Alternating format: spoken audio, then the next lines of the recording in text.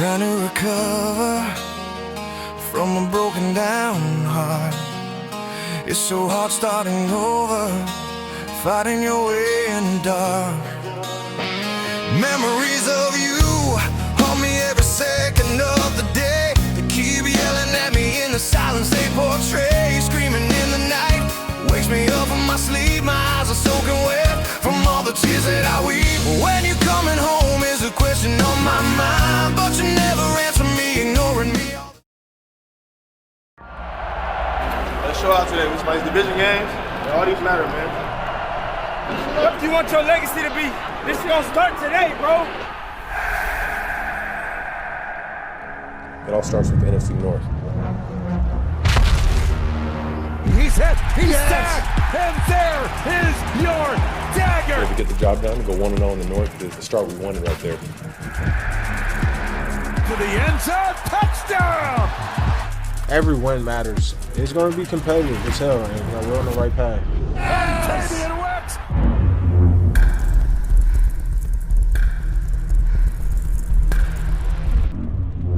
And we got to go out there and handle business. Intercepted! Williams' head is sacked!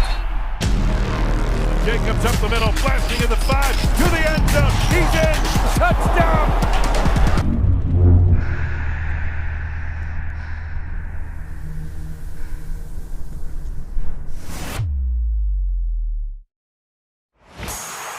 Jared Goff, quick throw, right side, intercepted! Second-year safety Evan Williams leads the team in interceptions and has elevated his game in almost every statistical metric. But even more important, his presence is felt every time he takes the field. Yeah, I think he's playing really good football. He's always been a pretty aware player. I think he's got great instincts, and then his ability to disguise and hold things, and then Winston sets, throws, left side of the end zone. Intercepted! Intercepted by the kid, Evan Williams. He's done a hell of a job for this defense, for this team. You continue to see his growth, within every game, within every practice, and he's a special player, man. Evan Williams, second week in a row, he's got one.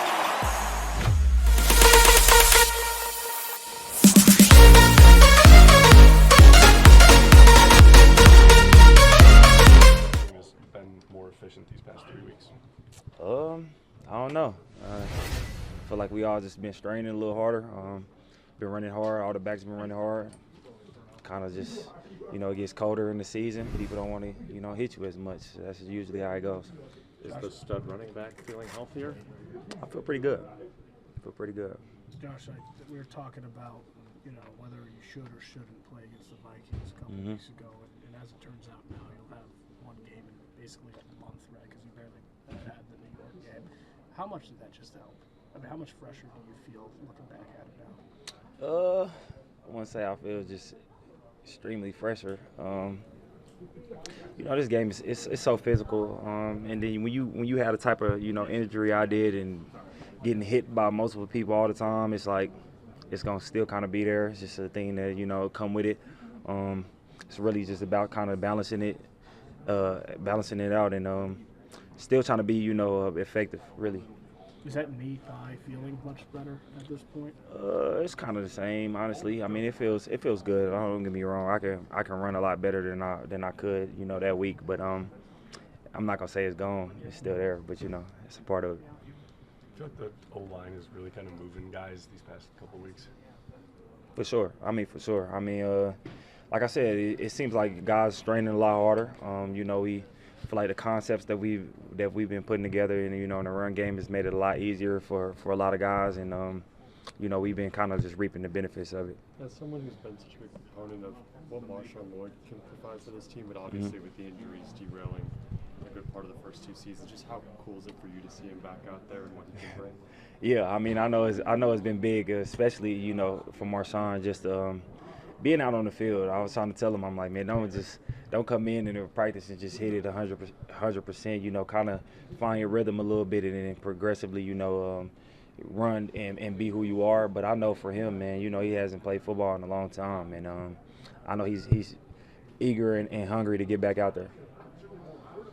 What do you feel like Anthony Sean have given you on the middle, and even Banks having some healthy weeks. Like it's a lot of size in the middle. Do you feel that when you run behind those guys? I'm not gonna say I necessarily feel the size, but I definitely feel guys putting in a lot more effort on one. Going to the right blocks, but also straining on their blocks, giving the an extra half a second or a second, just to make sure the run game is clean, and then trusting me to know that if they gonna make a hole for me that I'm hitting. So I mean it's been good. I know it's definitely been different with Sean at center, but I think he's adjusted really good, and I think he's been playing at a very high level. Is there any thought to you not practicing during the week and just playing on Sunday to make your move, right? Yeah, it's definitely talks, but I'm one of them people, like, I like to feel it. Like, I gotta know what I'm dealing with, what I'm saying, in a sense, because I feel like if I run and even if I feel it a little bit, like you kind of get used to it, you know what you expect. I don't want to go out there and then just be like, okay, damn, I'm feeling something and not really know how to handle it. So I like to get my reps in. How much this week have you been looking at film of what the Bears do, just punching the ball out, ripping the ball out? They've had some really impressive takeaways that aren't just the normal touchdowns. For sure. I mean, they lead the NFL in turnovers. Their defense, some's been give me's and some's been, really, really great plays, by their defense. So shout outs to them for that. But I don't plan on, giving the ball away. So we'll see how it goes. You experienced it a couple times last year, this Bears-Packers rivalry. Mm-hmm. Do you now, a year into it, understand the magnitude of it? Does it get you more excited? I think it's bigger this year than it was last year because they actually, a pretty decent team. So I think that, with them playing at a high level, obviously having a new coach, new energy, and things like that in that building, that I think they have more of a belief that they actually have a chance of, playing in this game. And when I say that, because I mean the record was something crazy. How many times they've won in a row? I think it's gonna be a good game. I mean, at the end of the day, still don't like them. They don't like us, and it's gonna be fun. Is there a game this season or this year from the Bears that you watched that you said, okay, they really caught your attention? Was there a game this season when you saw that? Honestly, I liked a lot. I mean, I watched a lot of it of their games. I probably watched like 6 or 7 of their games, but it's kind of different because a lot of the guys that was playing 6 weeks ago are kind of not playing. Like some of the linebackers, you don't know if they're gonna be back or not. Like Tremaine Edmonds, he's a great player for their defense. So the guys that's been in, they've been playing pretty well too. But it's just different. We don't really know what to expect, what they're gonna give us from our looks and things like that. But I think we're ready. Looking just. I know there's a lot going on yet. We'll see exactly how the week works out. But with Jaden being back at practice, what would that mean for him? Having him back available for a stretch run here. Oh, I mean, he's he's an explosive player. He's a dynamic player.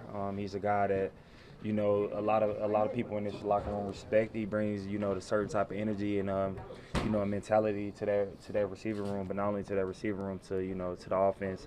I know he's itching to get back at it. I was talking to him today actually about just making sure he get all the reps that he needs to feel like he can just go out there and play and not have to think or feel like he's missing a step and things like that. And he's had a hell of a week of practice. I think he's gonna be pretty good. The Bears are up to 17 picks. Yeah.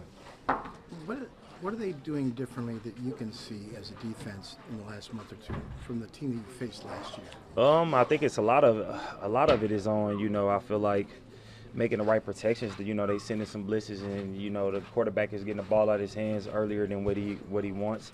And some of their guys are just making plays. Sometimes you also see, miscommunication between the receiver and the offense, and and they capitalizing on it, and that's still a big thing because you can have a play and not make the play, so I mean, like I said, just shout outs to them. They've been really good on defense, especially with the turnover margin. I think that they almost double the next person. So like I said, that's good for them. That's the ultimate test for us as an offense, and I don't plan on giving the ball away, so we'll see. Josh, you said your pops noticed in the Giants game that you were hurting. Yeah. Did he notice the hit in Detroit when he was watching too, and could see what was bothering you? I could see it again, right? Yeah. You could tell. Yeah. He asked me, he was like, "Man, you was bleeding your leg. They didn't cover it up." I'm like, "Yeah, they covered it up. It was just bleeding through. Like it's just one of those things." Yeah, and I even talked to Branch about the the hit. Obviously, I don't think it was malicious or anything like that. But I was just telling him, man, you got to be smart how you go about things, because this is a very physical game. You want to capitalize, maximize really, as long as you could play. And I'm just trying to tell him, protect yourself at the same time, but be smart. And it's one of those things where it was really nowhere else for me to go. He went low, and it was like it kind of was going to be what it was. So it's just football. Sometimes plays like that happen. So you're not going to change how you run? No. You're not going to spoon ass Jay. You're not going to miss practices. Yeah. This may be dumb because you still have to be able to flex your knee, but is there like a greater amount of padding? Like, if you're not going to change your behavior, is there anything you can do to lessen the impact on that so it doesn't keep happening? Nah, it's just in one of them places. It's inevitable. It's going to happen either way. You put padding on it, it's not going to really make a difference. It's going to happen either way. It's more so about the mentality to want to finish and really taking care of your body to be able to be in the best conditioning or best shape possible when it's time to actually go. So, I mean, I'm not ducking no smoke, so we'll see how I go. With all that said, how good did it feel to break one in Detroit? Yeah, it felt weird, honestly. It felt weird. I kind of got in space. I'm like, oh, so what do I do? But man, it felt good. We to have a couple of big runs. Really, if you would have asked me, at halftime, what I would have thought, I thought it would have been a lot crazier just because of the first half of how it went. But we never complain with a win, and getting the yards per carry up. So I mean, we never gonna complain with that. When you have a season like this, and it's been a while since you broke one, does that get kind of put in your mind a little like, okay, it's gonna happen, but when is it gonna happen? I'm not gonna say it get put in my mind. I just try to be ready for when it do happen. I know it's eventually going to happen. It's one of those things where you just gotta be ready for when it does, and really just try to maximize every opportunity. Now comes the big game of the 4:25 p.m. Eastern window. And I'm not exaggerating when I say it, because I've thought about this. We talked about it yesterday on PFT Live. To have both teams this good this late in the season meeting at this juncture. Yeah, it was a great Lambeau point by Field, you. Bears, Packers. I mean, for the division lead and the 1 seed. The winner of this game is going to be in play for the 1 seed. The Packers could end up with the 1 seed. Jordan Love could end up being the MVP. Right now it's Drake May and Matthew Stafford. If the Packers take the 1 seed in the NFC, Jordan Love's going to get MVP votes. He's been playing extremely well. It's all been quiet because I think with the Packers, we focus on their bad games and we don't pay attention to their good games, because it's like, how'd you lose to the Browns? How'd you lose to the Panthers? But they just keep going. And what they did to the Lions, last week was extremely impressive. Can they keep it going with the Bears team that has won 9 out of 10 games? The Packers are favored by 6.5. The over-under is 44.5. This is going to be an interesting football game. I'm really excited about it, right? I mean, the Bears over the last few weeks, I think, have changed my thought about how serious of a contender they are. Not only because, some of the games they won, it's the style in which they're playing and winning now, right? Their defense has become pretty damn good here after, I think early season, new system, Dennis Allen. I think he's got them greased up a little bit here to where you look at what they're doing, they're playing pretty good ball. They got tricked a few times against the Steelers, and Caleb Williams gave them an easy touchdown in the end zone, and we saw all that. So I think that was a little misleading as far as that. But all in all, I've been kind of impressed with that. Now the big thing is we know the Bears' run game is special, but the Packers have the most special run defense in the game, just about. Not many teams have been able to run on the Packers. I will say overall, the Packers losing Devontae Wyatt, their Georgia first-round D tackle from a few years ago, for the year is a big thing in the overall picture. I think the Bears will be able to run the ball on the Packers to a certain extent. Not like we saw against the Eagles. They might get 100 yards, but they're not going to be able to just go, hey, we can win the game pounding the rock in between the tackles. That's not. And that, to me, is why I think Ben Johnson made the comments a little bit about the passing game early this week. I think he watched a little film and was like, well, we're not going to be able to run the ball all the time against this group here. They'll sell out to stop the run, too. The pass game is going to have to deliver for the Bears this week. And I think this is a week that Caleb Williams and company will answer the challenge here, right? I think that there's plays to be had. You can throw the ball against this secondary and these corners in Green Bay and do that. And even though with the Jordan Love, like you talk about, the offense been a little bit better, right? Last week, yes, it was great. But we've seen the Lions put it on the silver platter. Like you always hear me talk about with the Packers. Oh, one-on-one. That's what they want. Every kind of game you look at where you go, Jordan Love was pretty good, it's all one-on-one coverage. The Bears aren't going to do that. They're not going to make a living and let him just throw one-on-one balls. They're smart enough in that department. So that's another thing I just look at that. So I don't trust the Packers offense totally yet, but I'm a little scared to your point and everything you're saying. The Bears been playing good ball. I believe in Ben Johnson. I'm going Bears 27-24 on the road. Wow. Yeah. Wow. Yeah. Yeah. Wow. Yeah, that's right. I can't change my pick. I got Packers 24-23. 24-23. It's tight, right? I think 6.5 is ridiculously high. Right. And I saw an article where the betting public just generally doesn't believe in the Bears yet. I'm sure they do in Chicago, but beyond Chicago, the belief isn't there. I do agree with you. We talked about this on Wednesday's PFT Live. Ben Johnson's comments from Monday were intended to send a message. I think so. And the message was received. Yeah. Right? They want more out of Caleb Williams. If they are going to make a push late, if they're going to parlay 9-3 into the 1 seed, Caleb has to do more in the passing game. It can't just be DeAndre Swift and Kyle Monangai. And by the way, Monangai was a DNP yesterday with an ankle injury, so we'll keep an eye on that one as the week unfolds. Hey, this is one of those where I wish this game wasn't being played while we're in the middle of doing a TV show. Because I want to watch this one all the way to the end. Maybe we'll get a little snow in the air. Yeah, I mean, it's going to be that Lambeau look. Field. It's December. Right. It's the oldest rivalry in the NFL with the most relevant game they've played against each other since the 2010 NFC Championship. It's just going to be fun. Hopefully there won't be any funky different uniforms. Let's just show up with the normal Bears-Packers uniforms and let's go. Let's do this thing. And they do it again 13 days later in prime time on a Saturday night. Couple of great games coming up between these two teams. Let me ask you this question. Yeah. How does the Ben Johnson bravado directed at Matt LaFleur affect this, if at all? Remember when he was introduced, I love beating Matt LaFleur twice a year. He said Stumble Bomb was a Matt LaFleur-inspired play because they accidentally fell down coming out from under center, and it gave Ben Johnson the idea. How much of that rivalry factors into this game? I think it's it's going to be a little bit. Hey, they think they're offensive geniuses, right? They both have a little bit of a cockiness about them and a belief in themselves, and Ben's maybe a little more vocal with it altogether.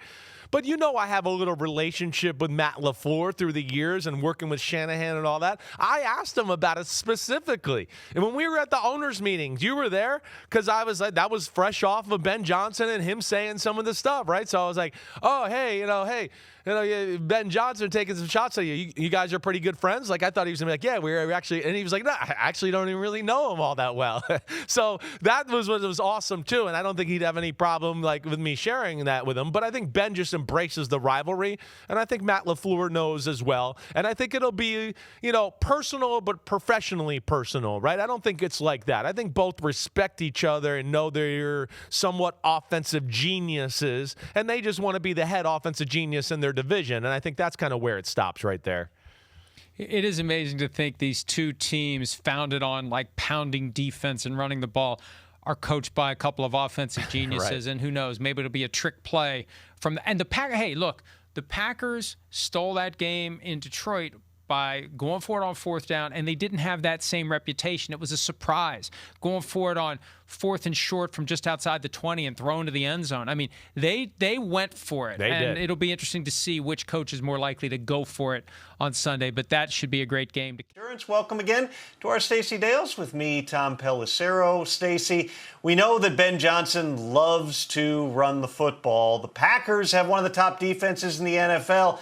Break down this matchup, which could play a huge factor in who comes out with the NFC North lead come Sunday. Yeah, Tom, the Bears, as you know, have the number 2 ranked rushing offense, averaging about 154 on the ground this season. The Pack, number 8, giving up just around 98 rush yards per game. What's really interesting, though, the Chicago Bears lead the NFL in big plays, 94 of them. That's 20 or more yards in terms of a pass or 10 or more yards on the ground in terms of a run. 54 of those are rushes. I mean, think about that, Tom. It's DeAndre Swift, it's Kyle Monangai, and it's this offensive line. I spoke with Kyle Monangai this week, and he told me of this offensive line, they're simply firing off the ball. They displace the first level of defenders, he told me, and they get to that second level, and they're doing it consistently. And here's the key with these Bears. They show you so many different looks in terms of this offensive line in the run game. As Monangai told me, it could be wide zone, mid zone, tight zone, gap scheme. They're constantly giving the defensive front different looks, as we saw with Philly in that monster game on Black Friday. And Jeff Hafley, the defensive coordinator with these Packers, he spoke about it this week. Ben Johnson is constantly changing the way they motion you, the way they shift you, creating angles, creating leverage. And so when I spoke with free safety Evan Williams, who's having a fantastic second year in the NFL for these Packers, he told me that simply we have to be clean with our keys, like perfect with our keys against this rushing offense, and they do such a great job, Tom, with that eye candy, as Jeff Hafley spoke of and that we're all witnessing with this offense. Ben Johnson is doing a heck of a job. This is going to be a great chess match. We also have a game for first place in the AFC North. It is the Steelers and Ravens, both 6-6. They play twice. The first one is on Sunday. Stacey, you've covered Aaron Rodgers throughout his career. There have been bumps. Last week he made some comments about things that were or were not happening. How do they get back on track this week against Baltimore? Yeah, this is a gut check week. Mike Tomlin spoke about it this week. It's a look yourself in the mirror kind of week. There was some frustration for these Steelers coming out of last week's loss, which was a bad one. They simply didn't play well. But what's remarkable, Tom, is these are both 6-6 football teams, the Steelers and Ravens. I've covered each this season. And for these Steelers and Aaron Rodgers, it's all about how do they get through this defense, because Baltimore's defense, since their bye week in week 7, so over the last 6 games, they're giving up just over 16 points per game. They have been so stingy. Aaron Rodgers was forced to really work out of the shotgun and in pistol formation last week because of that wrist injury and all those fractures he's got in it. We'll see if he can get back to normal against this defense here on Sunday in what will be a battle for supremacy in this division and the top of the AFC North. And I mentioned the other side of the ball, but Lamar Jackson, as we know, he's been banged up all season long. He got stepped on, as you know, Tom, on Wednesday, which bothered him and disabled his ability to practice. And the reality is, over these last 3 games, he has failed, his last 3 starts, failed to throw a passing touchdown, and they're giving the football away. That's been the issue over these last 3 games. They have 8 giveaways. He's responsible for 5 of them. He spoke about it. His play caller, Todd Monken, spoke about it this week. This game will come back to taking care of the football. It always does between these two teams. And just remember this, the Steelers, they lead the NFL with 91 points off turnovers. They're second in takeaways with 22. You got to take care of the football against this defense if you're Lamar Jackson. The weather turns, becomes harder sometimes to hold on to that football. Sometimes also becomes hard to hold on to a microphone. So, Stacey, good luck. Bundle up. The first matchup we'll dive into is quick passing, where the Green Bay offense ranks number 1 in the league, while the Bears defense ranks 25th. This is a 5-star advantage for Green Bay. Jordan Love has 11 touchdowns to just 1 interception on quick passes this season. That interception came all the way back in week 3. Picked off by Delpit! Over the last 9 games, he's thrown 10 touchdowns without an interception when getting rid of the ball in less than 2.5 seconds. Love leads the NFL with an 84.8 completion percentage on such passes. His EPA per dropback is 0.48, which also leads the league, and the Bears defense has struggled against the quick game this year, allowing a 77.2 completion percentage, which ranks 25th, and 6.6 yards per attempt, which ranks 24th. Hurts, looks, fires, complete. A.J. Brown, second touchdown catch of the game. Moving over to the other side of the ball, the Bears' run game is coming off a banner day in Philadelphia, where they ran for 281 yards against the Eagles on Black Friday. Into the end zone, touchdown! Specifically, when rushing outside the tackles, the Bears' offense ranks first this season, while the Green Bay defense ranks third. This is a 3-star advantage for the Bears. Monangai to the 35, Monangai 40, mighty Monangai! Chicago leads the NFL, gaining a first down on 32% of outside runs this season. They're averaging 5.9 yards per rush on such carries this season, which is 4th in the league. and that's up another half yard to 6.4 during their 5-game win streak, which leads the league during that span. They have 11 such touchdowns this season, which is tied for the most in the league, and 5 of those have come during the win streak. To give Monangai into the end zone for the touchdown. The Packers defense does allow just 4.1 yards per rush outside the tackles, which is 4th in the NFL, and they've allowed just 2 touchdowns on these runs. One place the Packers excel on these outside rushes is they allow just 2.5 yards after contact per rush. That's 2nd in the league. Micah Parsons and the speed on the Packers defense are able to run sideline to sideline and get people down on first contact.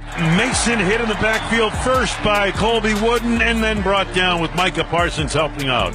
One strength-on-strength matchup that may determine the game is rushing against the light box.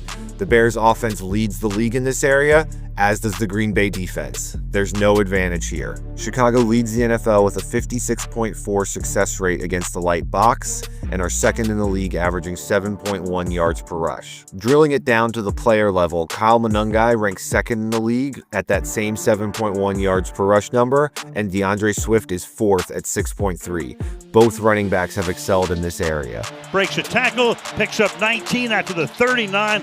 Tackle there by Sidney Brown. Wow, what a running game on display. The Bears have been even better against the light box during their 5-game win streak, averaging 8.2 yards per rush. They have a 62.5% rushing success rate during that span. Green Bay's defense allows just 4 yards per rush when in a light box. That's the lowest in the league. Jeff Hafley's defense does not deploy a light box often, doing so on just 28% of opposing run plays, the 6th lowest rate in the league. Green Bay's run defense is closer to average when they deploy a 7-man box, as they allow 4.2 yards per rush, which is 18th in the NFL. He's hit, swarmed under. He didn't come close.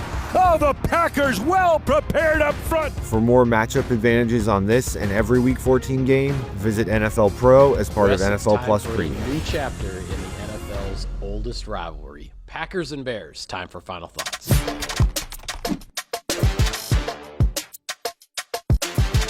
All right, Weston, what's at stake? You can make a case, Mike. This is the most consequential game between the Packers and Bears at Lambeau Field since maybe the end of the 2010 season for the Packers getting into the postseason. Right now, the Packers sit 8-3-1. The Bears are at the top of the NFC North at 9-3. This is going to be one of those pivotal matchups in the NFC North and really going to go a long way to deciding who takes this thing. Yeah, no doubt. And when you look at the NFC as a whole right now, Bears have 9 wins, as you mentioned. 3 teams in the NFC West, the Seahawks, the Rams, the 49ers, all have 9 wins. The Eagles are going for their 9th win. The Packers are going for their 9th win. This is crazy in the NFC. You do not want to fall behind. Who's your guy and why, Wes? I'm going to go with Edgerrin Cooper in this one, but honestly, Mike, you could take any of the Packers inside linebackers. That's true. Hopefully, they'll have Quay Walker back in this one. He was a full participant in practice on Thursday. He's missed 2 games, obviously, with the neck injury. But Edgerrin Cooper's a big one, too, for this defense, and the Packers have a massive assignment against Caleb Williams. Everybody on the defensive side of the ball has a role to play in containing the Bears quarterback, but his scrambling ability, his ability to move the pocket, this is where Walker, Cooper, that entire group could really be beneficial for the Packers. Yeah, and I'll go on the offensive side of the ball with wide receiver Dontavian Wicks. He had a monster game on Thanksgiving in Detroit, the 6 catches, 94 yards, 2 touchdowns. Now, at the receiver position, the Packers might be getting Jaden Reed back, might be getting Matthew Golden back from injury, but they found another weapon last week in Dontavian Wicks, and he could really be crucial down the stretch. Wes, I say the Packers win this game if they don't turn the ball over, because this Chicago Bears defense is predicated on taking the ball away. They lead the league with 26. They lead the league with 17 interceptions. This is a defense that ranks 25th in points, 26th in yards, 28th against the run. You can have your way with the Chicago Bears defense if you protect the ball. Tremendous point, Michael. And for me, I think the Packers win this game if they stop the run or at least contain it. When you look at the damage that both DeAndre Swift and Kyle Monangai have done this year for Chicago, it has been an extremely potent 1-2 punch for Ben Johnson. They're coming off a performance in which both of those guys, each individually, had 100 rushing yards against Philadelphia. The Packers are going to have some challenges here. Devontae Wyatt is out for the rest of the season, but they still have the horses in the trenches to be able to stop this run the way that they have the first half of the season. They must get that task done against Chicago. Absolutely. And with that, we will sign off on this edition of Final Thoughts. Be sure to follow all of our coverage of Sunday's big NFC North showdown on Packers.com and all of your social media channels. Thanks for watching, everybody. Enjoy the ball game.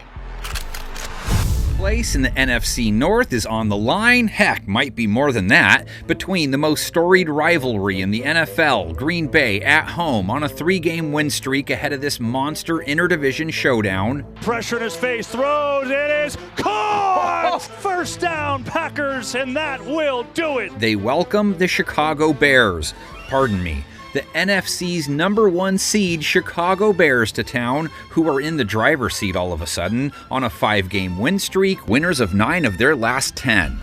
From 52 out, that kick is going to be pulled to the left. Last time Chicago was the #1 seed this far into a season, Caleb Williams was 5 years old. Ben Johnson was a backup quarterback at UNC, which means it was 2006. They had a quarterback who wowed at times and then left you shaking your head a snap later, paired with a Monsters of the Midway defense that led the league in takeaways. Alex Brown had one of 3 interceptions against the Bills.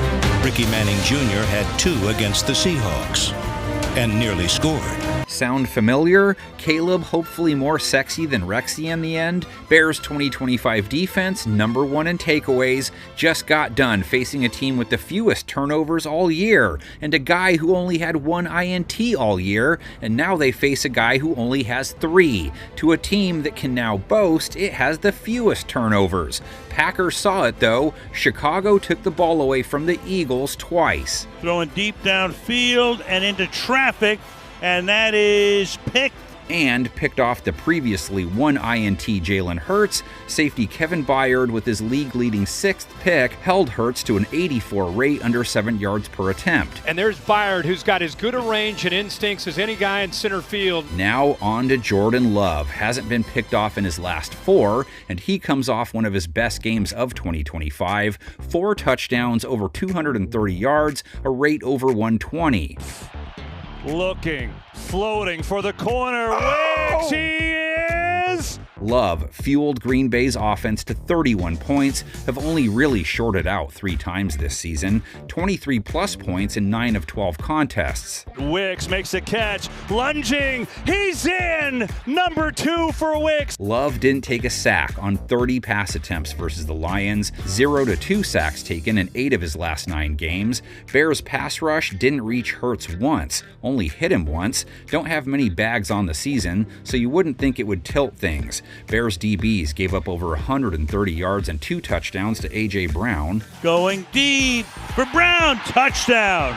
A.J. Brown. One of his TDs and some of those yards were on the empty side, though, and Chicago got corners Jalen Johnson and Kyler Gordon back, so they expect to play the pass better going forward. 2 Packers pass catchers roll in off season-best performances. Dontavian Wicks, a season-high 94 yards and 2 scores, some really nice grabs, too. Was a seed from Jordan Love, and Dontavian Wicks has another one to pick up 18. Christian Watson with 80 yards, 4 catches, also scored, also authored a high level of difficulty reception. 3rd down. Love, quick throw outside again, and what a catch by Christian Watson. Romeo Doubs, the other recipient of a Love TD, just 20 yards. Josh Jacobs returned from his 1-game absence due to injury, 83 yards, 4.9 a carry. That's 70-plus yards in 3 of his last 4. Unto Jacobs, good move, first down and more. Jacobs breaks free into Lions territory. Bears have been a running back's dream in 2025, so holding Saquon to 4.3 a carry is a win for them. If we're talking about toking the rock, though, gotta talk about a Bears offense that trucks in off a game that saw 2 of their backs go for 125 plus. Kyle Monangai, 130, 5.9 per carry, and a score. And another great run here, and this is Monangai taking it out past the 40. DeAndre Swift, 125, 6.9 a pop, and a score. Williams to Swift, touchdown. Only Buffalo averages more rushing yards per game than the Bears do. Those 2 dudes, the fuel for an offense that put up 24 points on an Eagles team others were having trouble figuring out. Swift, inside the 25, first down and more. Well, let's see what you got, because the Packers front just took on Jahmyr Gibbs, held him to 3.4 a carry, holding runners under 4 yards per carry for the year, so not fluky. Gibbs again, man. Adam, this time he gets swallowed up. Nowhere to run. Pack's defense held Detroit's offense to 24 points. That's considered a win, held their previous 4 opponents under 21, so they've been playing good ball for over a month now. The Packers with a stand.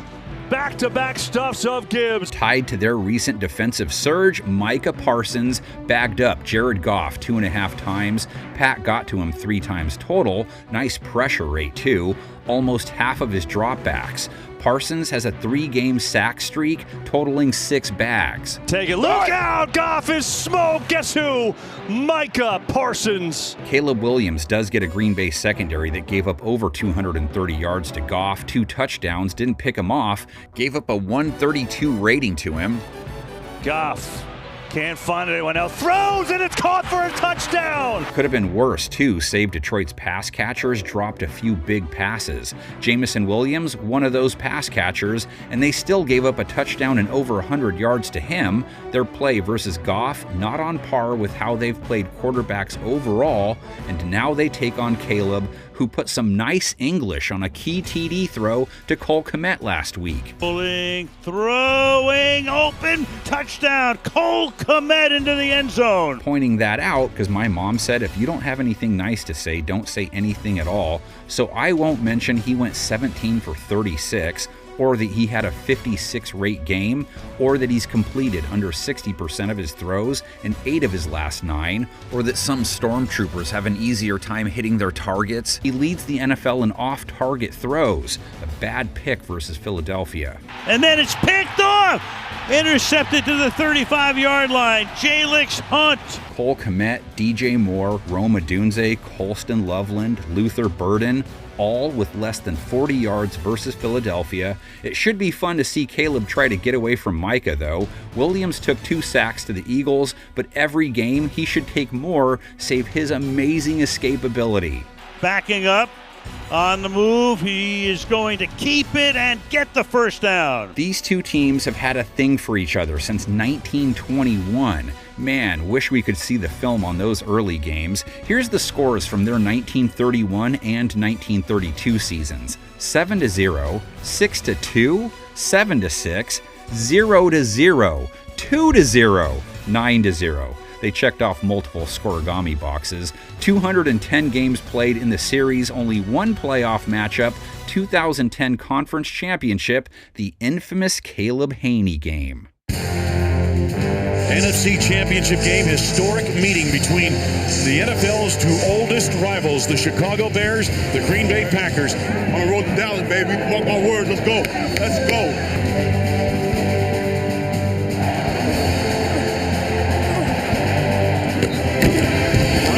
Takes, fakes the handoff, bootlegs left. Diving for the pylon. Touchdown! Oh, yeah! Hey, that's a way to start. Hey, that's the first one. The Packers defense shut down the Bears' running game and forced 3 turnovers.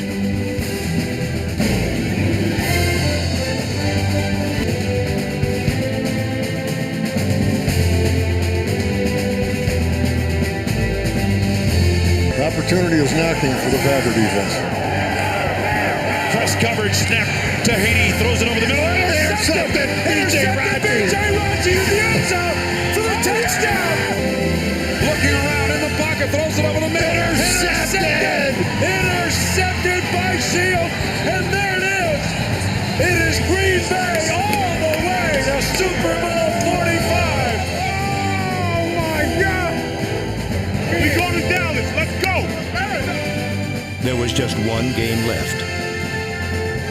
1 more win, and the Packers would again be world champions. Hey, Mike, good luck in the Super Bowl, man. All right, go get it. All right, great year. All right. Wakes me up from my sleep. My eyes are soaking wet from all the tears that I weep. When you're coming home is the question on my mind, but you never answer me.